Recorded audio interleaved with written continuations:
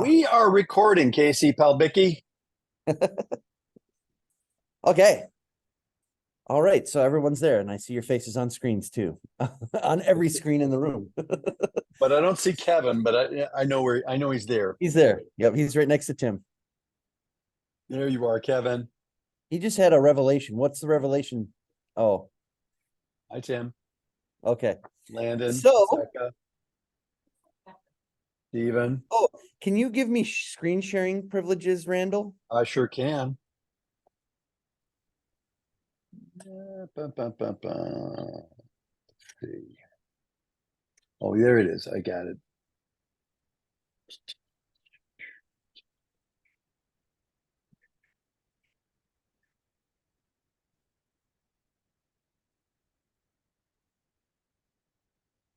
All right, let's go here. Share. There we go. Okay, sharing screen. Let me close this. How's everyone doing today? Everyone feeling good? Projects are going well? Good. Good. I would hope you at least, well, I know Landon's almost started status update is great. But I hope you guys can get some real work done today. I think you really, especially before this afternoon's meeting lecture, because that's when we're going to start showing our work a little bit. So so today though, for this one, this is one of our last like big ones in terms of like content and technique other than tech. We're gonna be looking at some scores. Okay, and we're gonna be looking in depth at some scores specifically by two of the biggest composers of the fields that we're talking about this week. So for movies, the biggest name in film scores is John Williams. I mean, John Williams is synonymous with film score, right? I mean, it's like, even though his name is super basic, everyone knows it, right? I mean, and him and I, one of my favorite things about it is we share a birthday. So you're kidding. we have the same birthday. So every year on my birthday, I get to see all these great updates about John Williams and stuff. And he's still plugging along. So it's always a good birthday present to me that he's still alive. He's 90 years old. But he is like just the master of this craft. And just to give you a little background on John Williams, he started off as like a pianist. He was just a pianist, and he's known for he started out, one of his biggest breaks was he was the pianist in West Side Story in Broadway for Leonard Bernstein, the original run, and I believe the movie as well, if I'm mistaken. Wow. He was the pianist in the West Side Story recordings, at least. Wow. And so he kind of started out, one of his earlier big breaks was he worked with Richard Donner on Superman. Richard Donner is also known, the director is also known for doing like the Goonies and some other just great 80s classics. And so Superman was sort of like one of his big breakouts, but also Jaws with Steven Spielberg, which was I believe their first collaboration. And he's just kind of taken off. Before John Williams though, so we go back to the 1895 up until 1930 film scores. Yeah. Films, that whole era of film scores was called the silent era, basically. And during that era, they didn't have orchestras playing scores. They didn't have much for instrumentation. Usually what they had was an organist in a movie house improvising along with like what we did last night, right? They would get more direction though. They'd have like, notes and stuff from the studio, the film studios and stuff, and they'd be given some music, but it was mostly improvised based on what they were given. And so this kind of went on for several years in the early part of film, because film didn't really become a thing until the 1890s. And then all of a sudden in the late 20s, we started to have sound showing up in movies called talkies, right? And the first movie that had sound was the Jazz Singer with Al Jolson. And they had one scene in it where he actually sings, and it's the first record of like a major motion picture having sound in the film. Everything before that, they didn't have sound attached to it, but now they could put sound on the actual film reels, which is pretty cool. So obviously this led to a revolution of sound being in film, right? So eventually, and also, all the improvisation that was happening prior to this, the studio executives didn't really like that if you went to watch their movie in one playhouse and then went to another playhouse, you wouldn't get the exact same experience. They didn't like that. They wanted it to be a completely uniform experience so that when you heard the music in one, you heard the exact same music when you saw it again at a different playhouse, right? So this is, and with the revolution of sound being the technology, being able to have sound on film, they started to hire musicians, studio composers that worked for the studio full time. Alfred Newman, Max Steiner, Eric Korngold, some of these big names of the 30s who basically revolutionized the orchestral film score. And they all decided to go classical with it. They decided to have full orchestras and have it recorded, and then it would go along with the movie. So when the movies were distributed, they would have this amazing full orchestra with these crazy awesome compositions that if you hear them, a lot of times you hear them now and like the recording quality is terrible, but if you hear a modern orchestra perform some of these, you're just like, wow, this music was amazing. So this is what we call the golden age of film and film music, really. And it happened for several years until about the 50s or so, when we started to have other styles of music kicking in to film. They started to have jazz more, even some rock music began to start to creep in, like, and then like Elvis started to make movies, and it had feature his music. And so like the 50s and 60s sort of like basically reacted to that stuff that was happening, the orchestral music that was happening before, and it started to kind of go away. They started to use just more modern music and things in movies, right? And so the orchestral thing kind of took a back seat. But then in the 70s, this guy named John Williams, which we've talked about, comes along. And he's like huge fan of classical and romantic music, and he sort of brought it back. When he started to work with Steven Spielberg and Richard Donner, and he started to use the full orchestra. And man, like once Star Wars hit in 1977, like everyone was sold on it. So like it was back, and it was even better than it was before, right? So yeah, this huge new this neoclassical film score movement led by John Williams, and then other composers, Jerry Goldsmith, started to follow, and so on and so on. And now, today, it's still pretty much the standard that we have full orchestras, or at least orchestra, whether it's recorded by a real orchestra or if it's used sample instruments. The orchestra is still the thing today, the most commonly used in film scores. Now, there's a lot of synth elements too that people like to use, especially filmmakers on a budget. They don't have enough money to have a composer. They don't have enough money to, so they'll just find some like synth music on like Artlist or something, and it's just generic. It's not really designed for their film, and they just slap it on there just to have music, right? But like the major motion pictures still use full orchestra, and even the smaller stuff, and television now too, all the streaming shows, they are using composers, but the composers are usually using virtual instruments, not hiring a full orchestra, because it does cost about $250,000 to hire an orchestra and have them come record for 3 days at one of the major studios. Okay, so that means you need a big budget. A lot of filmmakers don't even have $250,000 for the whole film, let alone music.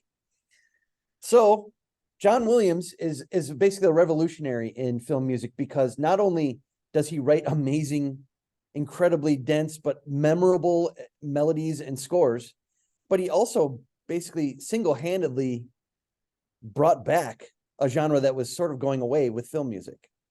So he's a national treasure, in my opinion, international treasure. And if you're into film music, he's Mount Everest, right? If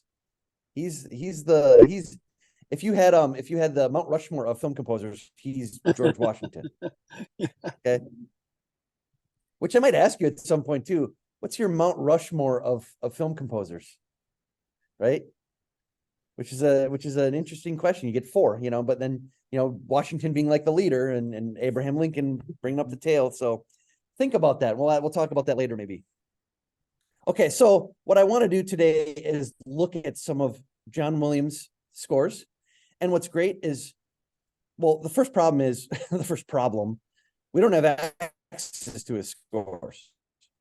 No one does, except for the School of Juilliard, because he donated them all to Juilliard, which is his alma mater.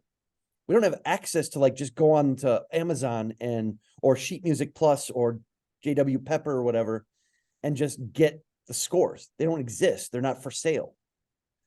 The best you can rely on are arrangements, which is not always that accurate. And some people, an arrangement is, the difference between an arrangement and a score is an arrangement is taking that score and making it different. That's pretty much it, right? But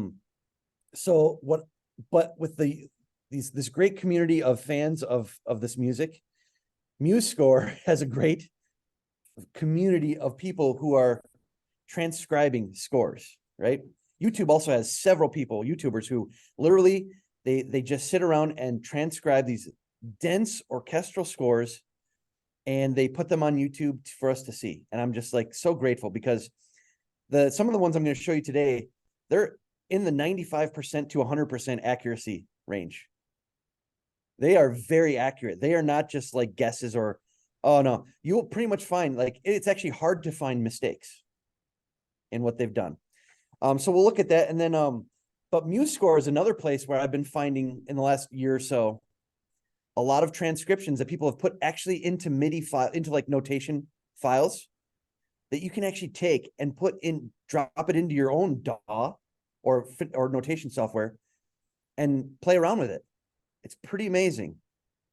Okay, so that's John Williams. And then the other person we're going to talk about briefly, or we won't get as much because this is a film composition class or motivated, but we do want to talk about video games. And if you will, I've said this a few times, but the John Williams of video game music is a man named Koji Kondo, who works for the Nintendo Entertainment System company, the Nintendo company, going all the way back to its inception in the early 80s. Actually, Nintendo goes way back to even like, I think it goes back to even the 1800s because like they made like card games and stuff and they were in like Western saloons and stuff like that. Like, so going way back, like the company's been around, but the company didn't enter the video game,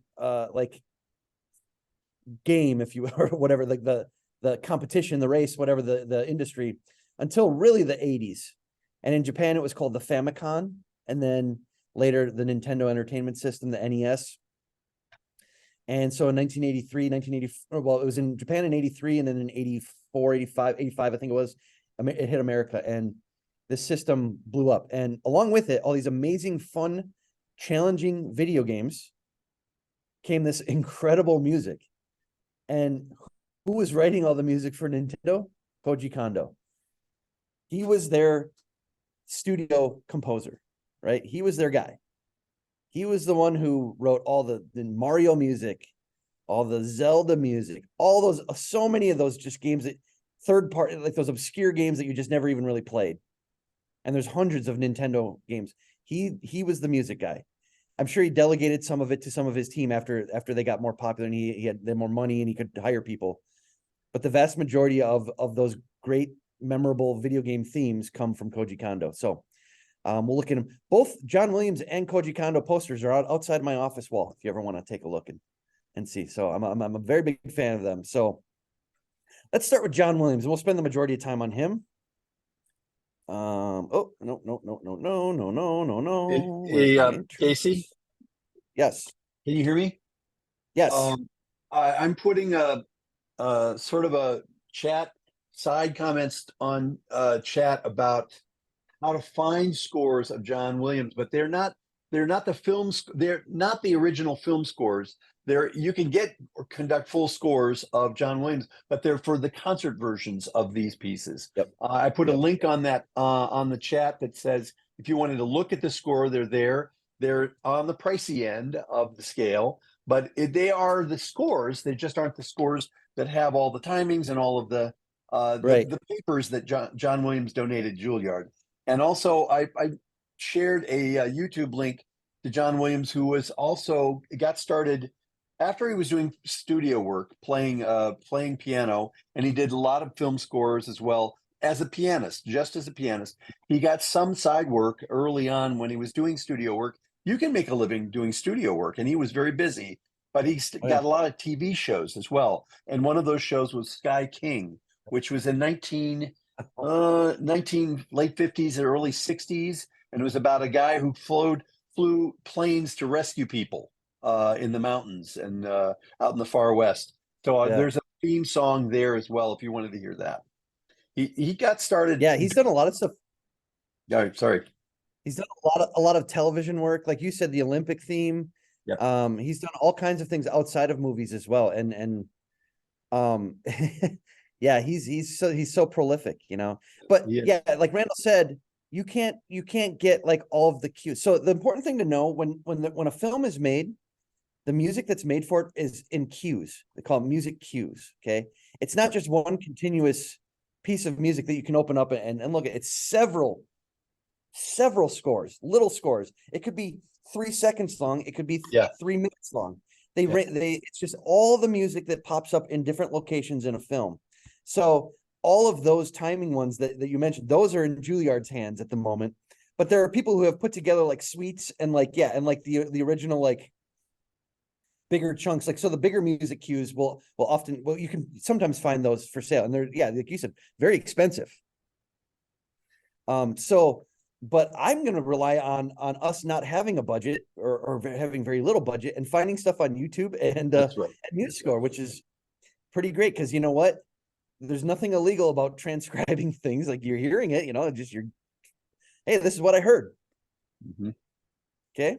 So what's really great. So there are a couple people on, let me go back here. What is this? Where am I? Okay. Okay, let's go here. I want to go. Hey, go back. Where were you? Hello and welcome to Okay.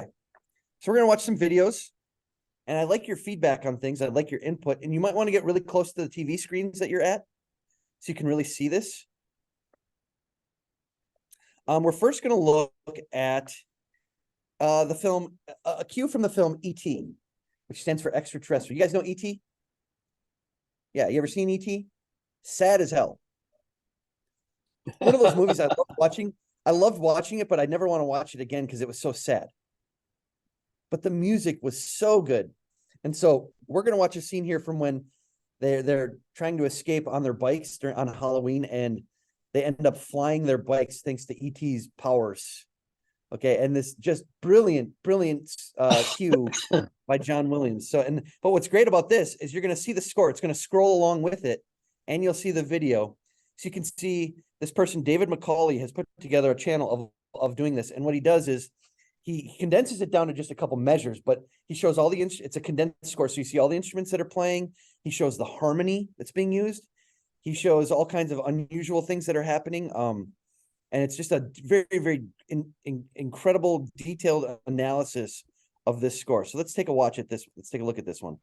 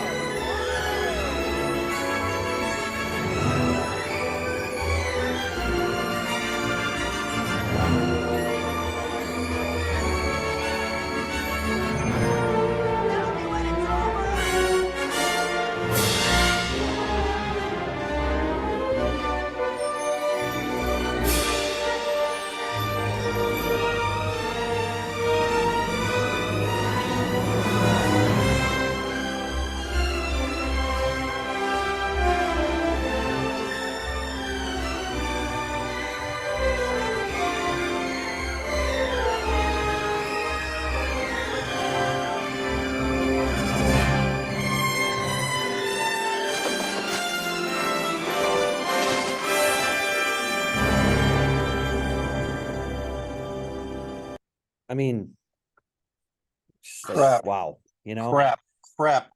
That's incredible story. And the great, one of the skills that you're getting just by doing what you're doing right now, watching a video and a score together, you are learning how to read full score. And actually, you're looking at what's called a short score. It's only 3, 5, 6, maybe staves, but there's a full orchestration that we are not seeing in the full score. This is oftentimes how a composer gets. When I say a composer, I mean you are going to be writing in short score. Well, you might have 2 or 3 or 4 staves, but then have notation saying this goes to the woodwinds. This is the tune for the brass. This is the tune. So he would write in short score, and then it would be amplified. Somebody would come, an orchestrator would come by and say, "Oh, he wants me to do this."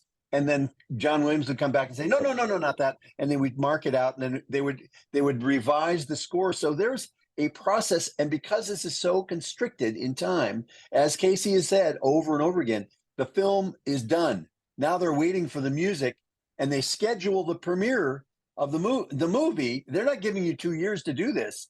This has got to be done now. So this studio is a perfect example. In a week, you have to come up with music for just one scene, even 7 minutes. But they've got legions of people, copyists and orchestrators working from a short score that John Williams has created. And in the course of a month and a half, a whole film can be done and then recorded. And the following 2 weeks, they finish out the score, and they can schedule a premiere based on how fast the film composer is. Yep. That's an amazing, and that score is just killer. Oh my God. I literally get goosebumps every time once the bikes take off. And it's not because of what's happening on the movie. It's because of the music, is so perfectly climaxing at that spot. That's such a pinnacle moment. I can't help but get goosebumps every time I watch it. Casey, can we look at that film, that clip again? It's a little bit long, but it's the score flies by. It flies. There's half notes, and they're going, wow. All I gotta say is rest in peace, flutes and piccolos on this one. Oh, and the violins. Because they're going like they're doing these crazy 7-tuplet runs at lightning speed, and you're just like, and who does he employs the London Symphony Orchestra for this stuff, because they can do it. They'll sight read it and they'll nail it. But I'm just like, they go to a sound. There's in London, there are sound stages that just do recordings for movies and films, and Abbey Road is one of them. Yeah, exactly right. That is unbelievable. Did anybody notice anything in the score that bounced out at them? That popped out, and you went, "Oh wow, I didn't realize that's what was going on." Anybody? Stephen, Tim, Sebastian, did you see anything in the score? Some tendencies. Like, what are some tendencies of what are some of his, things that he does? Yeah. Kevin. Hey, Kevin, do your microphone so I can hear you. He does a lot of. Is this on? Yeah. Yeah, hold on. Yeah, he does a lot of runs and like a lot of those like ostinatos in the high woodwinds. Yeah. And then the melodies generally in like octave strings or octave brass or something. Oh yeah. Double octave. Yeah, you're right. And it's you're right. There's a lot of runs, a lot of fill stuff that you don't even really, you're listening to the main theme, but there's so much more going on. That's why I want to go back and look at this score. I was like, look at this run right here. You don't even hear this. It's flying by so fast, and it blends so perfectly. You barely hear. I was looking for some of these runs with these piccolo clarinet runs, and they're just buried, but because they're blended so perfectly. And this is so lightning fast. So that's how fast it is. And you're just wow. It is shocking. It is shocking. Could we go back to the beginning and stop and go, and Casey, if you see anything, if I see anything, or if any of you see anything, the best way to speak on these Zooms is to hit your space bar, and then you can talk while you're doing the space bar. So let's go back to the beginning. If you see anything, say something. Okay, here we go.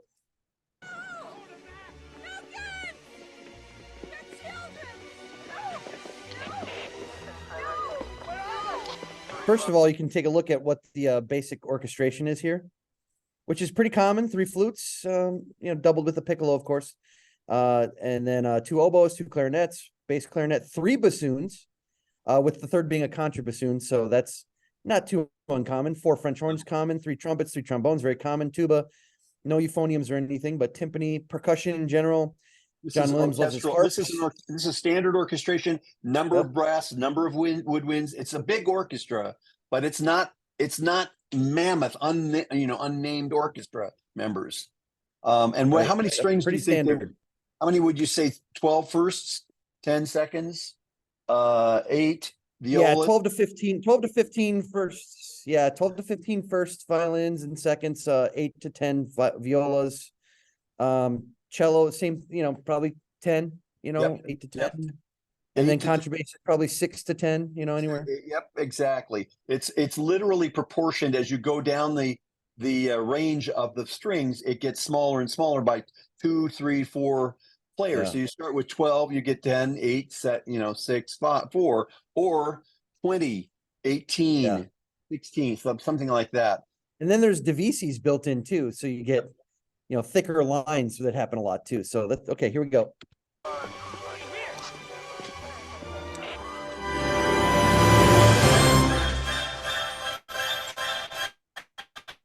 Real quick. Just take a look at this. This is John Williams again. We've got mixed meter. We've got mixed, like simple meter, compound meter, even, right? We've got these motorific. Crazy. I mean, that's really high. Yeah, go ahead. Yeah, and then so I want to just take a look at the harmony. Harmony is so important for film composers to understand really well. Like the harmonic language, having a good foundation, and not just triadic harmony. I'm talking about extended harmony, modal harmony, all kinds of different harmonies that are out there in scales. I will say one that I come across very commonly in film music is Lydian. Lydian might be one of the most used, other than major and minor, but the most used triadic kind of harmony that you will find. You will find so much Lydian modal harmony used. James Horner. I mean, there's so many scores I've looked at. Lydian's popping up all the time. So and why do you think it's so popular, Casey? I think because Lydian with that sharp 4, yep. I think it gives sort of a magical sound. It kind of creates this sort of magical, but also mysterious kind of sound. So it can be used in dark and light situations and happy situations. And I think it's a really good effect sound for film. Absolutely, and it's modern sounding because of the tritone. And if you start on F, this is for the folks who are just saying, "What's Lydian?" F to F, white keys only. And then you've got this. It's a major triad. You've got a major F, FAC. That's the major, but that's that B natural that makes it modern sounding. It can be mystical. It can be modern. Ba da da dee da dee da. And it's a leading tone into the 5th, and it's just it's got this really I want to say, well, it's sharp, but there's an edginess to it and modern sensibility, and you can create added. You could just add the 4th, and it's not a 4th; it's a tritone, and that sharped 4th is really I think the distinctive part. And I do think you totally agree with you. Lydian is the way to go. Oftentimes. And you can be Lydian G. If you did G Lydian, then you still have this all white keys, but it's different. Ba da da, C sharp G. So if you just do the same intervals but start in a different root, you spell that Lydian scale the same way with the same intervals between, but the spelling is different. I would say. Yeah. I always think major scale raise the 4th. Yep. Right, because it is. So just to be clear, Lydian is based off of a major quality, right? It's not a minor type scale; it's a major type scale. And oftentimes you have a scale called Lydian augmented that gets used a lot too. Yep. In film scores, and Lydian augmented is basically you have a sharp 4 and a sharp 5. So it's really, it kind of like hints a little bit of a whole tone. It hints this, again, it's this sort of exotic, magical, mysterious sound that you can use. A lot of times if there's like a dream sequence or like something angelic, for example, the elves in Lord of the Rings, when they go to Rivendell, it's a Lydian augmented scale they're using quite often in those scenes to kind of get this magical, mysterious kind of sound. And so why does that work in movies? Because that's a theme in a lot of movies, mystery. And to our modern ears, that it's slightly major. It's got a major tone and quality to it, but it's altered and it sounds more modern. Has a fresher tonality, and that's what that augmented, that they're diminished is, to me, is a romantic era chord. The fully diminished, half diminished. It's when you start augmenting the chords and adding ninth and 11th and 13th and 15th to the stacking up the triad. That's when you start getting modern feeling, modern sensibility. And the one thing about John Williams, that's the thing, that's the edge that he's got. He's got harmonies that are modern sounding. You may have all sorts of throwback sensibilities, but back to the matinee movie, but back to the romantic Mahler. You can go back to Elgar. Yeah. You can go back to Prokofiev, but he alters the harmony. And this is where we stopped yesterday. We stopped talking about theory and we stopped talking about genre. But this is where the rubber hits the road as far as the making fresh sound in the orchestra. Yeah. He's got a very large cram box to play with, harmonically speaking. And that's what all film composers need. You need to know harmony, and you really need to know a lot of its capabilities. And just knowing, hey, Lydian's really great in film scores, right? Really, really great tonality. I'll let you know, like I don't think Wagner was really using Lydian as much. No. You know, those romantic, the people who inspired Williams weren't using a lot of this stuff. So that's kind of what sets them apart a little bit too. It wasn't until the 20th century where we started to really see this more modal, these more modal harmonies showing up. Casey, And what is he? What is he doing? But another thing. Oh yeah, go ahead. Yeah. What is he doing in the high biddle? Why is he not just making it regular rhythm? He's got hiccups all the way through it. What's going on there? Yeah. I mean, I think it's just, again, to make that magical sound. It's like, first of all, he loves those like kind of things. We hear that a lot in John Williams music. Or like, he loves these kinds of ideas. But by doing it, making it Lydian, it kind of adds to the magic of E.T. It adds to the magic of this scene and the mystery at the same time. So I think it's a wise choice. Listen to maybe the first 2 pages of the score. Listen to that diddle it, and see how he interrupts it, and that it's like catching your breath. It's throwing you off just a little bit. Let's listen to it. It's exciting.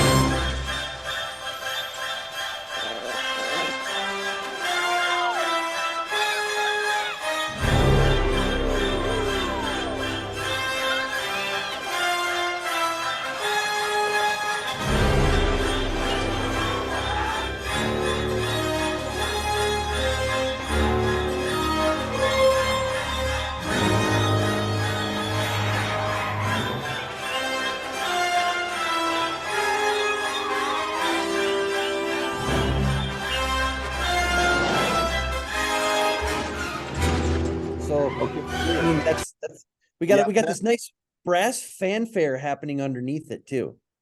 And that's also really a Williams signature. Oh my gosh. Master of fanfares. Fanfares, it's chorale writing, as we're going to be talking about that later. It's altered harmony, but it's got this block chord feel to it. And that is signature John Williams. And it's also just common in film scoring for orchestra because it works. I know a lot of people are like, oh, I want to try some different voicings. I want to try some unique voicings. That's okay. But your bread and butter in film scoring and like orchestrating for, a larger ensemble, your bread and butter should basically focus on chorale style. Right. And does everyone know what chorale style voicing is? 4-part writing, the classical. So the 4-part writing is pretty simple. You're basically covering a triad, and then you're doubling one aspect of the triad somewhere, right? Because obviously triad only has 3 notes. So root, third, fifth, right? You know, root, third, fifth for most chords, just say a major chord, C, E, G, right?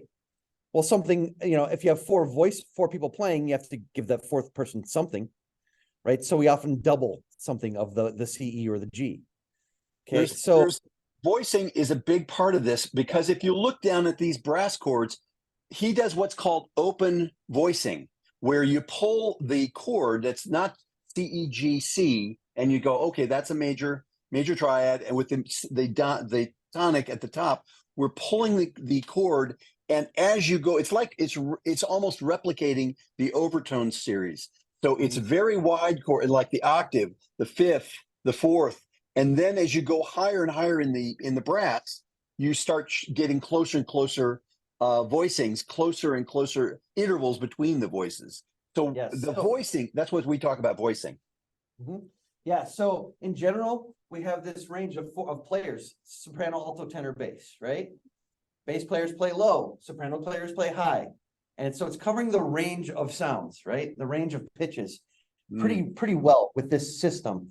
And so when we have a chord, we want to assign all of these areas with a pitch, right? So there's some rules. Obviously, there's a lot of rules when it comes to voice writing. Some basic ones, though, to think about is, well, you don't want to give a soprano a note that's kind of down here. That's not in their range. Like a piccolo can only play this many notes here. They can't play notes down here, right? A bass can only play notes down here. They can't play notes up where the piccolo plays, right? They can play the same pitch, but it's in a different range, right? A different octave range. So knowing how to distribute the pitches appropriately to the instruments that can play it is really a really important skill when orchestrating. But then also knowing like some things like, okay, well, like I said, well, we only have 3 pitches in a chord in a basic triad. Who gets doubled, right? Someone has to be doubled, right? And so, you know, in general, there's some basic rules in terms of doing this, because of, you guys know what the harmonic series is, the overtone series? Anyone know how to say it, what it is? Yeah. Please turn on your mic. Yeah, it's like where, so whenever you play a pitch, it's not like, you don't just hear that pitch. You don't just hear the one pitch you're playing, because, like, it's not just a single sine wave. It's like there's a bunch of other overtones and other sounds you get above it. And if you have like, that's why if you play like a triad really low, it sounds horrible, right? Because the overtones at the top will start to clash with each other, right? So I can give you guys a quick look at what it is. So when you play a pitch, right, you're not just hearing one pitch, believe it or not. That's what Kevin's saying is you're actually hearing several pitches, and what are called overtones that may not be as obvious, but if you go, so here's treble clef, here's bass clef. You play a C down here, C2. If I play this pitch right here, you're not just hearing this. You're also hearing this,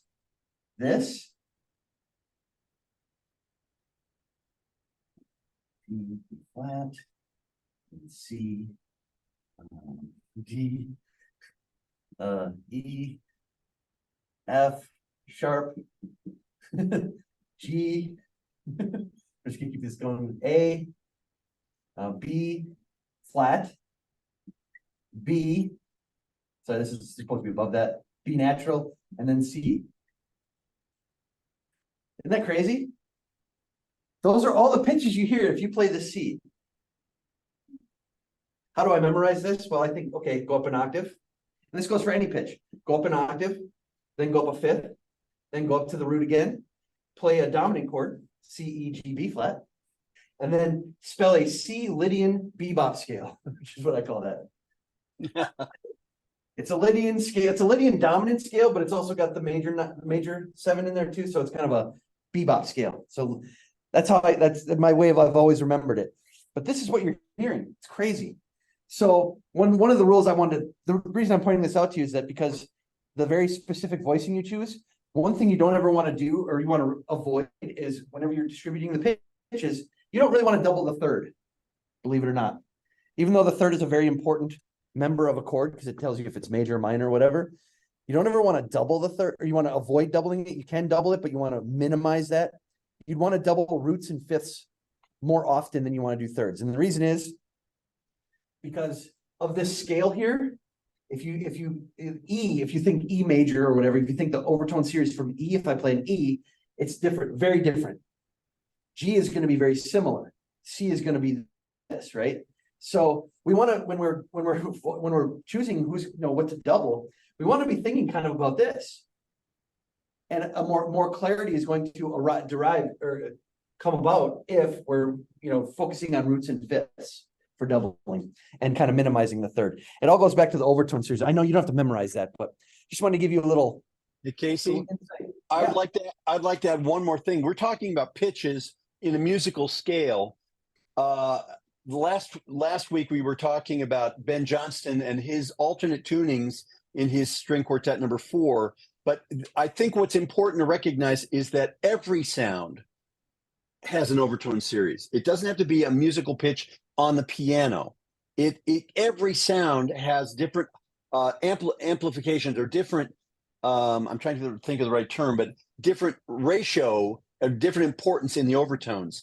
So there's a whole series. Every sound, whether it's leaves crunching in the front yard or crickets or a steel beam, everything has a frequency that it resonates to. Oh. And the question we have is, when we start talking about overtone series, we start just narrowing the conversation just to musical, quote unquote, musical pitches. But there's the whole world is vibrating around us all the time.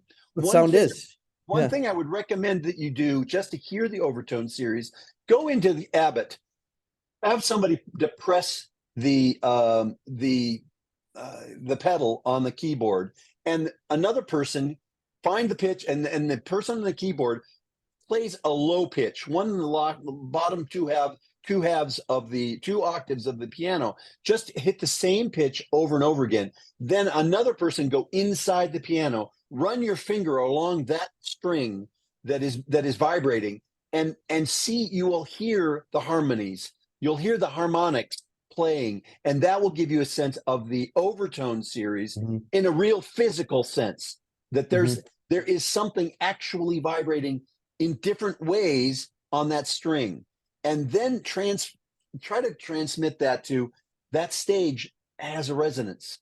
The wood on that stage the planks have a resonance. That's why it's a good hall auditorium. You can hear things well in that room because the planks on the floor, the walls are vibrating. The air in that room is vibrating. The walls, the ceiling, every part of this is in everything you do. You're surrounded by resonances that are going on all the time, and open your ears to this. It's gonna start blowing your mind. It is pretty amazing. Yeah. When you get into acoustics studying, it gets pretty insane. I do want to point out something more on this score here. Yeah. So real quick, just a little question here. What does A flat 7 over D mean? What does it mean when there's a slash? What is a slash chord? What does that mean? Yes. You're playing like an A flat 7 chord, and then the lowest note. Right. So it's basically saying that the left, the note or whatever the letter it is on the left of the slash is the chord. So you might see C over C/G. That tells me that C is the chord, and that G is the note that they want in the bass, meaning the lowest sounding pitch or in the bass, right? So we got an A flat 7 over D. We've got a pedal tone going on here. You guys know what that is? I'm sure some of you do. Pedal tone is where you have a pitch that's usually in the lower register that's just kind of hanging out. It often has nothing to do with the chords in harmony that are happening above. It's just kind of creating sort of drone, sort of sustained sound underneath everything, but it doesn't necessarily relate to the harmony that's happening. So putting it over D, you often see this whenever you see a bunch of chords that are over the same pitch. That's usually a pedal tone in that situation. So here we've got A flat 7 over D. There's a D in the bass, but we've got an A flat 7 chord sort of occurring in various spots above it. The voicing, The voicing on a pedal tone can also be a high pitch as well, like a clothesline and everything below it. So a pedal tone is just a constant pitch that goes on. Yep. Now I noticed at the end of this page, you see an A flat 7 flat 5 over D, which is a diminished chord, a half diminished kind of chord. You probably heard half diminished before if you've taken theory. Anything that's flat 5 is usually meaning a half diminished situation. It's a dominant chord though, A flat dominant 7. But with a flat 5, it's not I shouldn't say that because of I didn't notice the 7 there. So it's actually not a diminished chord. It's a dominant chord with just that added flat 5 tone. So we look at this though, it says over D. I don't see a D in the bass here though. So this, I don't know if this is if he's looking above. But if you look at the bass instruments down here, like some of the brass and winds, they're not doing that. But if you look at the strings, they're still not doing it. They have an A flat in the bass for the most part.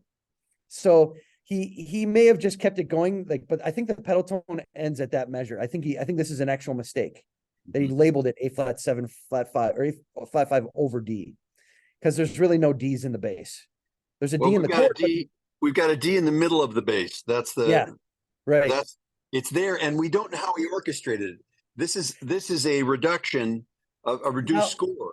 So what I would say, the reason he probably still kept it over D though, I'm sure he did this consciously.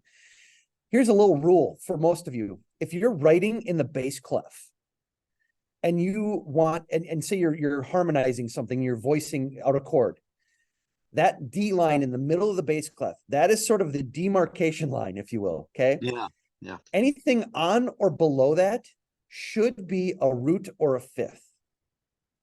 You don't want to put non-roots or fifths, and mostly roots. You don't want to put non-roots or fifths below that line. And the reason is because then it really obscures the harmony and becomes muddy. Mm-hmm. So you want to keep most of your non-roots and fifths above that. Yep. And the reason is, so if you look at that line, the demarcation line, he's got a D there, but he added just like a roots below it. And I think he might be thinking that along those lines of, right, well, I don't want to put non-roots below this. Right. That's my thought. But he does have the D happening earlier that's below it. So who knows? Okay, let's keep playing it. Yeah.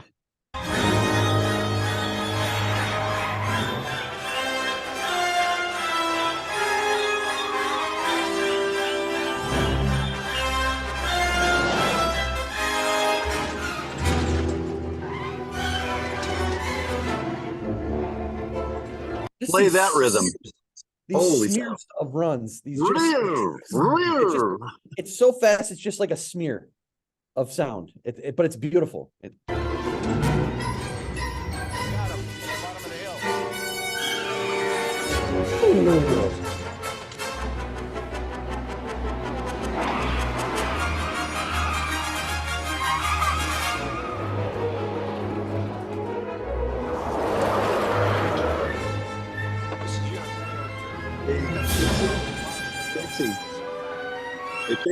Casey. Yeah. If we were to play that last, I don't know, 7 seconds, 8 seconds with no music, boring. Oh, I know. Boring. I know. Like watch the movie too. Don't just watch the score and just visualize what it would be like without music in these spots. Yes, this is another example. John Williams saves the day. He is Superman. Yep, it's true. He is the Empire Striking Back. That's right. He is the Jedi. Okay. Yeah. Notice the timing of this stuff too. Yeah. God, he's got it so well synced with the editing. He knows what he's doing so well. But look at the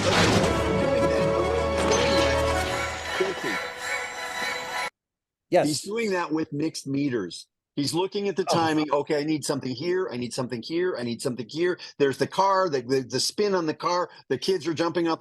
He's figured out what the timing is. Then he works out how many beats is that. Oh, I can do that in 3. I can do that in 3/8. Now I do 3/4. Now I do a 5/8. Now I do a 4/8. I mean, it's a pretty tightly scored thing, and you've got to have a map of what you're going to be doing and where the moments are.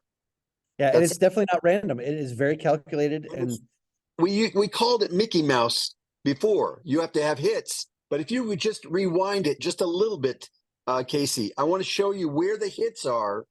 He has figured out the map. He's very detailed. Somebody's gone through there, and in your case, each of you composers, you're going to have to go through each of the moments in the. Yes, go ahead.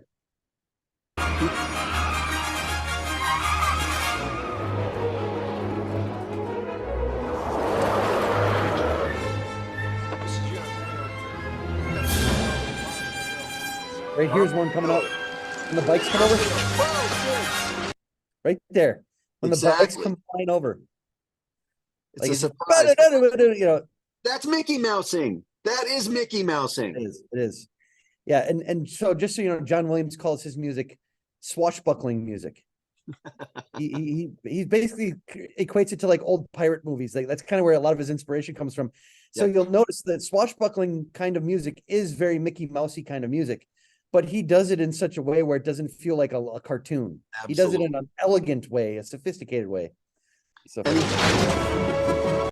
what's that, Randall? That sophistication by having a small gestures, and like this thing we're having here, biddle it, biddle it, biddle it, biddle it, biddle it. That's the kind of small motivic material that you can. It's basically a second, or maybe shorter than that, but it's a way of starting to work in a granular way, and you have to have thematic material, motivic material that you build this piece on. It's really brilliantly done. This is I love this stuff.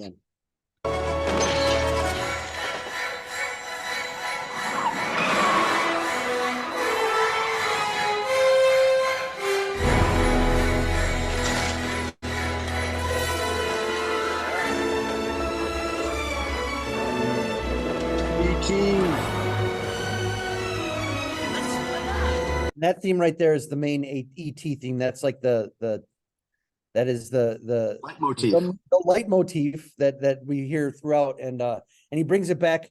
He kind of introduces it here in this scene. He'd already introduced it earlier, but he introduces it in this cue, and then right when the bikes fly, it just like they hit that theme, and it's so beautiful. You'll see it. He saves the leitmotif until the moment you see the head. He's covered in a blanket, and then boom, it's on that cue. He hits the theme right there. It's Perfect. Absolutely not an accident, and it's very, very specific. Oh yeah.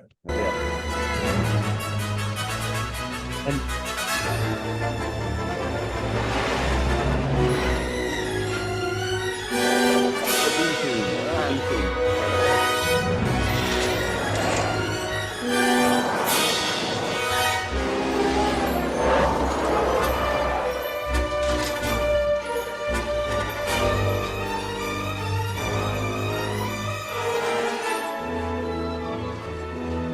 holds off here, waiting for it.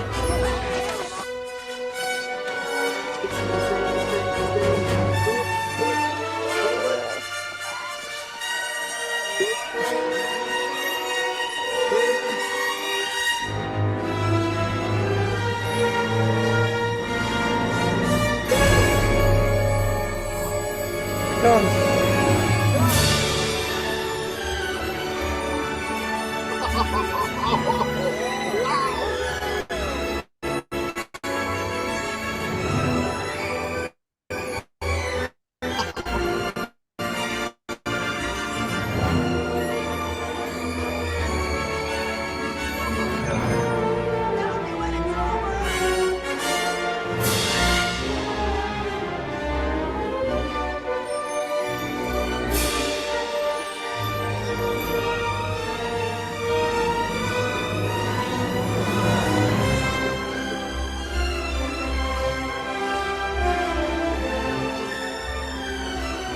Look at their faces.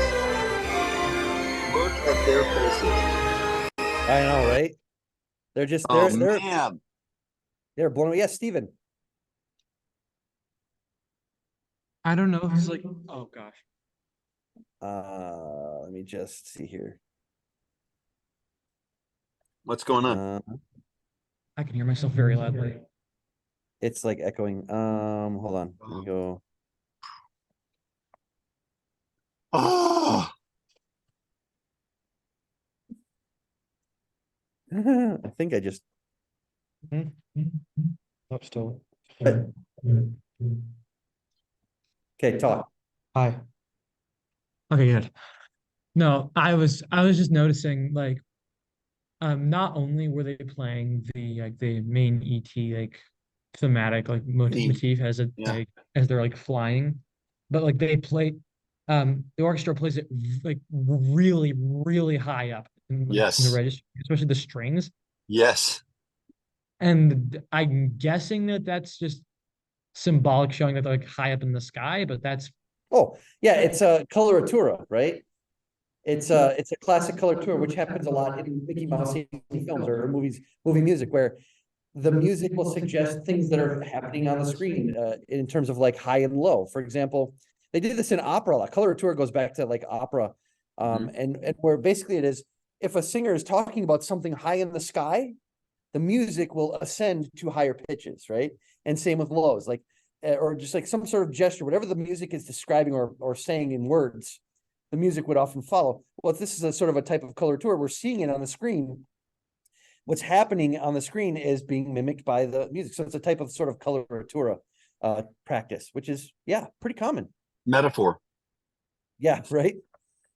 It's very powerful because when we sing high, it takes a lot of air, and we're also in some ways embodiment of that high pitch. You're tight in the throat. You have to hit these really high notes. It's not you singing, but you know what it takes to sing that high. You know how much effort and how much energy and breath it takes, and it makes you breathless. It's unbelievably well done because it's using all of the metaphor and the body part of this of high music and soaring melodies. You can't just sort of not feel the sense of it, physically feel that sense. It's barely the higher the better. So looking at our time left, we don't have a ton as we go through this fast. I'm thinking we'll have to scrap some of the Koji Kondo stuff because I do want to show a short video on how John Williams sketches for film music. Yeah. And this goes with what Randall was saying earlier about his shorthand sort of style. He uses these 8-measure staves and he writes it out, and then he uses a team of orchestrators and editors and arrangers and whatnot to actually make it, for the orchestra. But but I want you to watch this. So this guy, this kid made this, he's a kid really. He put together this really good video just describing John Williams's process. And I think it's really important for you guys to take a look at this and see how it works. That's so great. let's take a watch. It's about 10 minutes. So this should get us to the end here. Thank you. Thank Hello. you, Casey. Often than not, don't have time to orchestrate their own scores. An orchestrator is hired for that job. So instead of writing this, which would take quite a bit of time, the composer would write this. And from this, the orchestra would flesh out the sketch into this. Specifically, John Williams uses this 8-line sketch score for his sketches.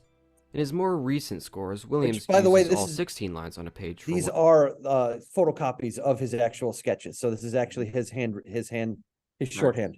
Right. One measure. But for this video, we'll be looking at some of his older scores where he used only 8 lines for one measure for the sake of simplicity. Also, before we look at this first excerpt, here is my disclaimer. I'm just going to skip ahead a little Purely bit. based on what I've skimmed over, and I know so with that out of this sketch.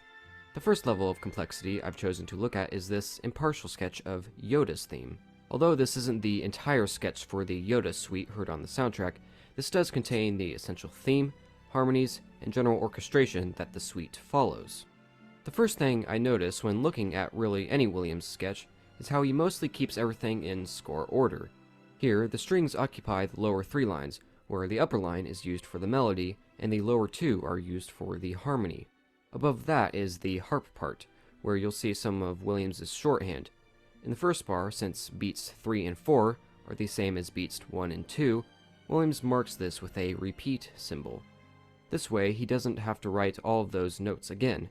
He does the same thing with the next bar, but this time he just writes the note heads, since the rhythm is the same as the previous bar. After this, Williams uses a repeat symbol covering the next 2 measures, since those measures are the same as the first 2. Again, the use of repeat symbols helps avoid any unnecessary writing without losing any detail. The next thing that I notice is how Williams makes notes of the instrumentation. He writes VL and S for violins, VLAS for violas, celli for the violoncelli, and CB for the contrabasses. With this, I also marvel at how much detail Williams includes in the sketch. He includes slur marks, some hairpin dynamics, and even which instruments are playing which part of the chord. Next, as Williams begins to introduce more instruments and voices, we can see that he still uses roughly score order. He places the horns above the trombone and tuba line, and strings still remain below this. When he introduces the flute, he places that on the top line, which is where it would be in a full orchestration. Next, for the next level of complexity, let's look at the sketch for Darth Vader's theme. From the beginning, we can see he is still using roughly score order, with horns towards the top and strings at the bottom. He also uses curly brackets to denote similar lines, trumpets with trombones, and the string lines are also grouped together. I also find it interesting how Williams misspells Vader, but that's besides the point. For instrumentation, he specifically notes the use of 6 horns, but this time he doesn't specify what string instruments will be playing which notes. He leaves this to the orchestrator to decide, which speeds up the sketching process. In the opening bars, we can also see another aspect of Williams's shorthand. With all these repeated notes in the string part, we can see that he doesn't write out all of the notes. When the same notes, especially chords, repeats, Williams doesn't write the note heads, but rather just a single stem, indicating the repeat of the previous chord or notes. This saves time while also still being able to include the most amount of detail possible. At the introduction of Vader's theme, Williams of course notes the use of trumpets and trombones. Being an octave apart, he places them on 2 separate lines, and Williams again uses repeat marks for the repeating rhythm in the strings. Another thing to notice is how Williams places the clefs outside of the measure. I'm sure this is just meant to save room. Also, and yes, I know I'm going all over the place, Williams makes little notes at the top of the score, some of which are kinda hard to read. But moving on, during the quieter section where there are many triplets, instead of just writing a note and stems, Williams simply writes a tremolo slash through one note and puts 3 dots above the note, indicating the use of triplets. This avoids having to write every single note. As the piece goes on, notice how for the more complicated string parts, Williams still uses only 3 lines, but he puts 2 separate voices on the second line and includes the timpani part on the last line. When instruments are added to an existing line, Williams uses a little plus, like here. Williams marks a plus glockenspiel to indicate that where the Glock wasn't playing before, it is now doubling this woodwind line.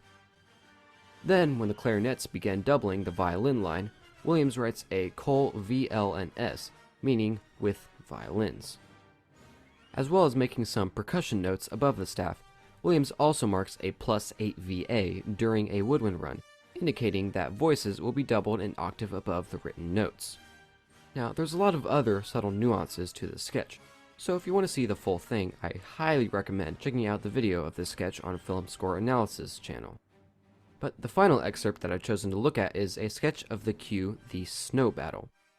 The first thing I notice is that, for the time signature, Williams doesn't write it on every line, but rather he writes it stretched out over all 8 lines. At the top of the page, Williams writes the real number and music number. Below this, Williams writes the clicks number, which looks to be just a 6. This is the frames per click number. In a standard film, each second of movie contains 24 frames. To be the most accurate when doing timing calculations, the composer will work with frames when composing. So instead of writing a normal beats per minute tempo, Williams here writes a 6, indicating that in this cue, 6 frames will play for every 1 beat of music. I'll talk about more how to find the frames per click in the later part of this video. Next, going along with timing, Williams also makes note of the time code above the time code boxes. He also makes note of the important things happening in the scene. For example, here Williams writes cut to walkers, indicating that the camera cuts to the Imperial walkers at bar 23 of the music. Occasionally, Williams also draws this arrow, which I believe to be his way of marking where streamers, which are used in the recording session, should be. But I could be wrong on that. Another thing Williams does in this cue is put these numbers, such as 44 and 41. I think these are beat units, but I'm not entirely sure. Again, if someone would like to point me in the right direction in the comments, please do so. Now, the main point of application that I want to... Let's stop there. Yeah. So kind of a nice little look into how Williams does his process of sketching. It's complicated. It's also messy. Can you imagine being the orchestrator having to look at that? Yeah. I mean, I'd need a magnifying glass and like I'd be calling him constantly, like, what is it? What'd you write? Because it's kind of sloppy, you know what I mean? But it's very detailed. It's just kind of hard to read, like legibility wise. But Right. that's the orchestrator is on the phone. There probably is a music supervisor who's working directly with John Williams, who then gets people on conference calls and texts. Yep. There's a whole communication because it's a whole team of people. It's not one. Yeah. It's 18. Yeah. And then there's copyists. They have to do parts and everything. Yep. And they've likely worked with John Williams before. Yep. You know, they might be even on his team or on a team that, you know, he's been worked with. So they understand this shorthand process already. Yeah. So, Yep. but noticing his approach, you know, but notice how at the end there that he talked about how he's working with time code, an interesting way of working with that. So SMPTE, it's the Society of Motion Picture and Television Engineers or whatever. It's just using time code to basically figure out how fast, how long music's got to be so that it can be measurable. Again, it looks like this. This is hours, minutes, seconds, frames. And like he said, motion pictures, 24. movies use what would be 23.97, aka 24 frames per second. There's also a faster one, like 40, something like that. Well, there's 60, which is Okay. for if you're doing slow motion stuff. A lot of sports, if you watch sports, they often film in 60. 24 frames per second is slower. It's fewer frames within that second, right? But it gets gotten this grainy, classic cinematic look. And that's why they like to use it. 29 or 30 frames per second, which they call it 30, but it's really 29.96 or 98, something like that. But they always just say 30. 30 frames per second is what's common on like YouTube and like television and stuff like that. Like television for since its beginning has always done 29 or 30 frames per second, but film, movies, like the cinematic look of 24 frames per second, okay? Why is it important to know this as a film composer? It's extremely important to know this because you need to be able to calculate your tempos and your measure of, you know, your measures based on the frame rate and how much time you have to work with, right? Yeah. Now we'll probably cover this. I'll do a little crash course on SMPTE I think on Thursday when we talk in tech. Because I'll show you guys an app that's really great. I've got this app. It does all this for you. It calculates it for you. It's like, okay, I've got this scene. It's 8 seconds and 13 frames. You know, like but I have it around this tempo. How can I make it fit so that it's measurable and that it works well with this, right? Also real quick, he mentioned streamers, right? Remember I talked about this last night? Those arrows are definitely streamers. Yeah. And what that means is some event. It could be a meter change. It could be a tempo change. It could be just a change in the frame on the editing. Anything that like changes or some sort of milestone within the music. Streamers are still used to this day. Yeah. And what it does when you're watching on the screen, you'll see this like line, this like lit up line that comes across the screen, the director's score, because they're looking at a digital score, right? Or they're watching the screen, they're watching the film on a projection, whatever. But as the movie's playing, this streamer, it's this vertical line that comes across the screen. And once it hits here, that's when the change or the event happens, right? And it'll come over at a certain tempo. Sometimes it's pretty fast. And this is a practice that's gone back to the beginning, since the 30s, when they were using orchestras. They would literally take out the film and they would draw a line. They would draw a line on it, and then so that every frame had a line until it got to where they wanted the event to happen. And it would simulate this line sort of flowing across, right? And then that would signal something to the conductor, something's happening, right? Yeah. Like I said, oftentimes it's a meter change, a tempo change, something big like that. Now we couldn't do that with ET because it'd be streaming every measure, or quite a few measures because so much mixed meter. But definitely there's opportunities for that. So they, there's not like one system. People use all kinds of different things. There's what they call streamers, and then punches are another thing too. Sometimes you'll actually see a punch that kind of gives you the tempo for an upcoming tempo. Kind of gets the director ready for a tempo that's coming up. When they're performing, I mean, we're human, right? We can't just go from 120 BPM to 70 BPM like in our heads. Most people can't. So sometimes there'll be a punch, which literally they just take a paper punch and punch the film. And they do it at a tempo that's for the upcoming tempo. And then the streamer comes across and boom, they're at that tempo. Right? It's pretty cool. They still, Right. if you ever go to like Minorc or something and you go watch a live orchestra play to a film, these are really popular now. Like Minorc does several now because they know that they fill the seats. Yep. Because they're not going to fill the seats with Beethoven anymore.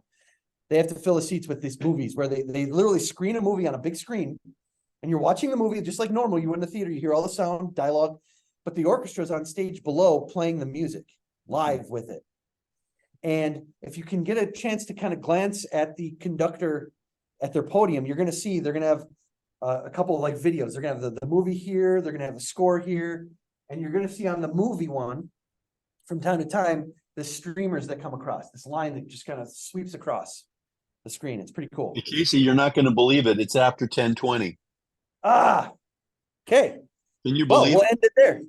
Wow. We cut through a lot of stuff, but it's still Didn't even get to Koji Kondo, but No. that's okay. But I think we got a lot of good stuff in this session. I think I got a lot of what I wanted you guys to see from John Williams. But guess what? There's tons of these scores out there. Hans Zimmer, these guys, Oscar Hrankowski music. Mhm. He's another one who does a really, really good job of these sort of scrolling, analyzed, detailed scores. They're condensed, but you can see everything in one place. And they're really detailed. And I highly encourage you to take time often to check these out. See what the greats are doing. Remember, I said this on the first day. How do you become a good composer? Every great composer will tell you the same thing. Like, how did you write that? How did you get the inspiration? They'll all say the same thing. I listened to scores. I looked at scores. I analyzed scores. I looked at, my mentors, my heroes, and looked at see what they were doing and got inspiration and ideas. We've got lessons starting at 10:30 this morning. And for me, Kevin, Becca, Stephen, and Sebastian, let's do a Zoom. Sebastian, I'll see you in River Falls, but I'm going to set up a Zoom and I'll send you a link for Kevin, Becca, and Stephen, if that's okay. Thanks, guys. Beautiful. Yep, we'll see you. Bye.